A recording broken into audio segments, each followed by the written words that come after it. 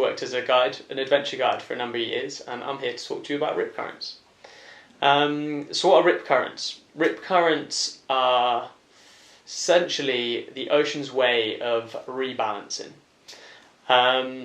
They can be deemed very scary, very intimidating features of nature, but they really don't have to be. As a surfer, we use these all the time. They're a great way of making your paddle out back a lot easier, so you can just jump into the rip and make your way back out into the surf nice and easy.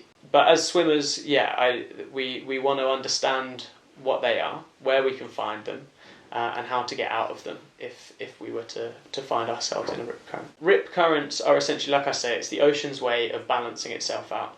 The waves, as they're coming into the beach, are bringing water up the beach. It's a little bit like a hose. If you were to put a hose up your driveway, the water comes out of the hose up the driveway. It comes out to the side and makes its way back down the driveway. Gravity pulls it back down the drive.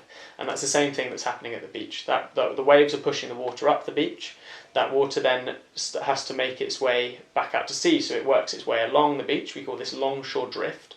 And sometimes you can feel it on your legs when you're standing in the water. It's pulling along the beach, and it's looking for a way back out. So if we do find ourselves get caught in a rip, it's not all doom and gloom. It's quite a simple process to get out of them. Requires a bit of effort, but we can definitely do it.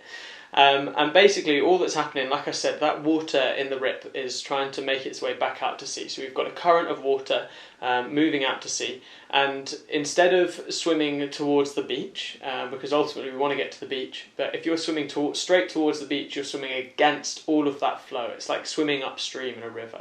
So what we actually want to do is swim at a 90-degree angle. We're going to swim parallel to the beach, more or less, and that's going to be our quickest way of getting out of the rip. So we're going to need to swim strong. The stronger the rip, obviously, the bigger the waves, the stronger the rip, the harder we're going to have to swim. But it's just to swim straight across that rip.